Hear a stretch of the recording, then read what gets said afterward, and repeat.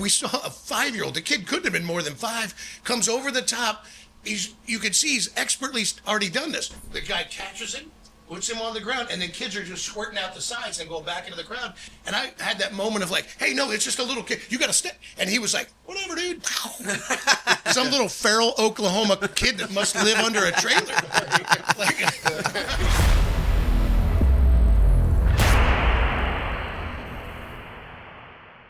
We are at Rocklahoma 2025, the biggest and best Labor Day weekend party in the country, and it just got a little better and bigger, I think, because we're hanging out with Adam Gonche and Matt Wallace at 3 Days Grace. Hello. Hello again. How are you guys feeling? Very good, man. We started the tour last night. That's right. Yeah, in Missouri, and here we are. Well, you started the tour last night, and a week before that, released your latest album, Alienation, so you've been a little busy. Yeah. Been busy. It's been good, though. Like, the response from the album's been really well received, so we're pretty happy. Well, I think you've seen this on social media, but, Loudwire shared an interview with you guys, and everybody commenting, nothing but positive. Yeah, I saw someone that. even Online. said, someone even said, right? this is the most peaceful comment section I've ever been in. I actually responded. I said, let's keep it that way. That's right. You know what I mean? Yeah. Yeah, just for a change. Still getting nervous. The new record's going to be birthed. The new tour is going to be birthed. Like everything is new, right? Like it's still, even after all the albums. Yeah, sort of. Yeah. A little bit. Yeah, for sure. Because this one is a little bit different, right? With me coming back and the two of us, it's quite a bit different for us. So there was a little bit of nerves, I think, but I think those are good, right? yeah, it's all good. Like That's we're that more little fear that gets you up in the morning. for sure. And I think we're more excited than actually nervous or For sure. Yeah. When you sit on it for so long and then get it out there, it's like, finally, let's The get it out relief. there. It really is labor. Yeah. Yeah. This is the Labor Day weekend. Yeah, exactly. Yeah, you finally push that thing out. You're like, good God, get out of there. Yeah, exactly. You guys are known especially for a live show. I mean, it's just monstrous. It always has been. Super high energy, always entertaining. You always get the bang for the buck. Like, because I'm one of those old school guys with it. And there was a time in rock in the 90s where it really got a little staring at your shoes. Uh-huh. And it the fun came out of it. Right. And I remember the first time I sang, I was at Rockfest in Kansas City. Yeah. And just burned it to the ground. It was just straight high energy rock and roll, and it was so much fun, man. Uh-huh. It's always been the goal, and what just to play live and put on a good show, and we love it. And it's got to feel different, too, and it's interesting to me that you kicked off the tour last night, and then you're at this massive festival tonight, so you have this huge contrast, right? Yeah. Night after night. But that same energy, whether you're at an amphitheater on tour with Breaking Ben, or you're at a festival with 30,000 people and a stacked cast of bands. Yeah, it's always like every night's a little bit different, and that's kind of what makes it fun. Every night, different energy, different crowd, different people. Yeah, it's fun. I'm excited to see the new show because it's a new tour. And I'm one of those nerd guys, like, you go see the Kiss show, and I'm like, well, who made those fire pots? Like, who's those flame projectors? Like, how much are these lasers? Like, where'd they get this stuff? You guys, you go through that when you're building the show for the next tour, and you sit down and go, I want this, I want this, I want this. I really want to see what's new and what's out there. Well, we do, and then they're like, no, you can't do that. Right, yeah. We put the wish list together, and everyone's, no, they can't have that. When you were a kid, like, when I was, I'd go see Maiden, you were like, what's going to happen tonight? Yeah. Who was that for you, like, when you're starting to go to shows? Well, I mean, when I was 14, writing, my own music and getting it was the Seattle scene, so seeing, like, Nirvana in Toronto, it was a, big moment for me, that kind of thing. 9 Inch Nails was another one of those bands. That was, in that era, that was so visually shocking. Exactly, yeah. Tool, I watched Tool when I was younger, and I took a little mushrooms and just made it a little bit more crazy. Yeah. It was insane. That moment for me was I dropped acid with my friend Dane. There was an old punk rock club called the Outhouse, and the band was Guar in Jesus. 89. So it was that would have been a little freaky. Brutal on the senses. Brutal. Well, and no internet then, so you didn't know what you were in for. Yeah, there was nothing. You had Maximum Rock and Roll magazine, grainy little pictures of these Guar. Yeah. And then you're just in this little cinder block punk rock building, and it's sweaty, and this guy comes out named Sleazy P. Martini with a big fake pompadour and a shotgun. And about that time, the acid started to kick in. Your pupils are about the size of your deal. And then Odorous and Rungus comes out with that big swinging, and just Sly Master Hyman and Ballsack the Mighty Rocky, and by the end you're just wondering what was real and what wasn't. Oh real. yeah, what was that? Yeah. Oh yeah. But the best, man. You know, Yeah, yeah. That would've been made live crazy, shows dude. Fun, dangerous, and punk rock. Yeah. That would have been insane. Yeah, not a lot of that these days. But I mean, there is some of that now. You know, coming back, like you said. Yeah. You know, but yeah, it's nice. It's cool to be on a bill like this with all the, different bands and killer bands. Yeah. Do you feel like you're part of that? Like this sort of, I don't want to say revival of rock. Rock hasn't gone anywhere, but like you said, some of that's coming back. And like, do you feel like you're an active part of that? Like, just personally, do you feel that? I think so. Yeah, like it's just rock is getting bigger. Like more people are going to rock shows. I guess it's just more intense, more real, and people are gravitating towards that. When anybody says rock is dead, I'm like, you're full of shit. Yeah. It's the truth is, the kids are always going to have hormones. You're going to be 15, 16, you're going to discover girls, you're going to get pissed off, your parents are going to try to control you, and rock and roll will always be here. Exactly.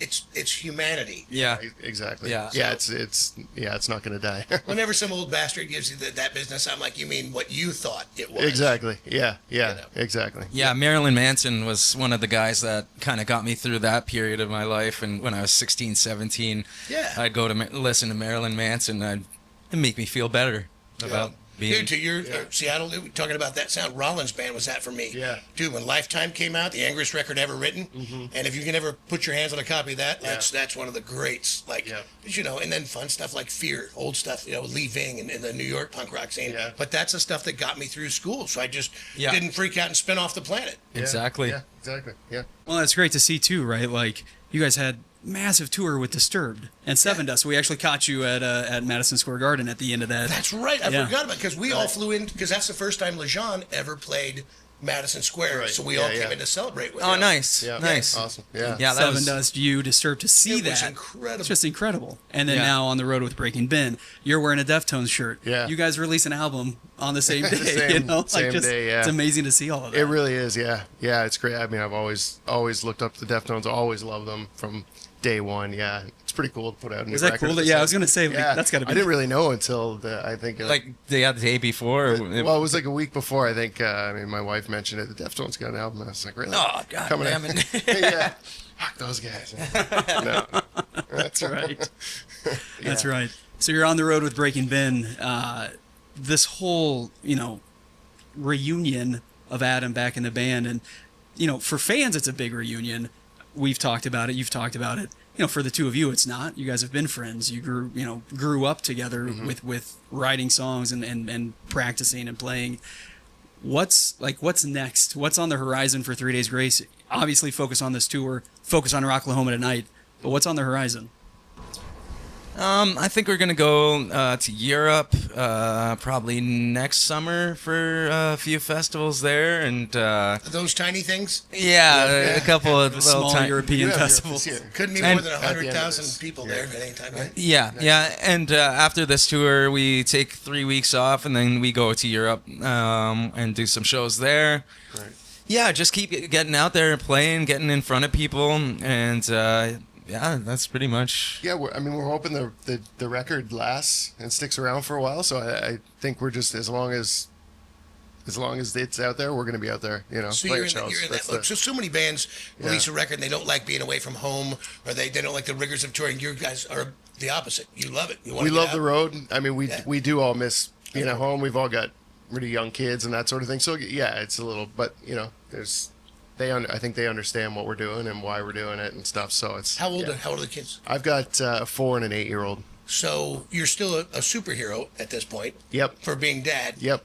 Do they understand the rest, the musicianship, the level of stardom in that, or are you just I think you're the- just superhero dad? I think the 8-year-old is starting to cross into he's pretty musical. He sings and he plays piano and stuff. So I think he's starting to get it. But the 4-year-old, no. She's Right. just like, no. You're just superhero. which is dad. amazing. I just love it. It's awesome. Yeah. Yeah. So What we about you? we miss. 4 and 1. Yeah. Holy moly! Yeah. The oldest one's like a big fan, big 3 Days Grace fan. And, he's a big fan of him too. He does a mohawk. He's like, Was he excited when Adam came back? oh yeah, because he It's like, Uncle Adam, right? Yeah. It yeah, is, yeah, and like 8:30 in the morning, he's playing 3 Days Grace. I Hate Everything About You comes on. It's like, I'm just waking up and I'm, turn that shit off. That's the last thing you want to hear, you know. Dude, that's rock and roll, though, 8:30. man. Telling your kid to turn that shit off. That's what my Literally, dad yeah. would do. Oh, my Yeah. God. Yeah. My dad just kicked the door open, that's not music, and then depending on the album, it might get broken, you might keep it, you might not. Wasp, F Like a Beast, didn't make the cut. No. Dad found the album, was like, that's the end of that one. So. Yeah. Well, thank you guys so much for hanging. Cannot wait to see the set at Rocklahoma, man. It's just gonna be an amazing night. We've seen so many shows. The sound is amazing. The crowd. You want to talk about a crowd? Yeah. Oklahoma, Rocklahoma. It's a pretty unique crowd, right? No, we went out in the campground today. We took a golf cart, just started going as far as we could, as far out, and it goes for like over a mile. Yeah. Out there, and it's just the sea of humanity. We were calling it life's rich tapestry. Yeah. Because it's everything. I was like, that is a smallish man, assless chaps, no shirt with a Freddie Mercury mustache, carrying a whip. Yeah. And then I went for a little ride and I was like, oh my God, what's going on out here? Like, What is it? It's super fun. I'm telling you, like, I'm ready to go get a few more beers and go out and do some filming. Like, let's see what we get into out here. I saw I saw a topless banana. She had the circles cut out so her boobs were out of the banana costume. I was like, fantastic. This is a wonderful place. It's just fantastic. rock still lives. The funniest thing, right, man. crowd That's surfing right. last night, and Alice Cooper, which I thought was odd, but we saw a 5-year-old. The kid couldn't have been more than 5. Comes over the top. You could see he's expertly already done this. The guy catches him, puts him on the ground, and then kids are just squirting out the sides and going back into the crowd. And I had that moment of like, hey, no, it's just a little kid. You got to step. And he was like, whatever, dude. Some little feral Oklahoma kid that must live under a trailer. That's funny. Yeah, it was crazy, man. But That's it's awesome. going to be a great time. Yeah. Nice. Yeah. Somebody said like 70, 80,000 people here. Yeah, it's Yeah. amazing, man. Wow. That's Yeah. huge. Yeah. It's a huge Labor Day party. Yeah. Awesome, man. Can't wait. It's gonna be a good night. Good to see you guys. Congratulations, Thanks, man. man. Thank you.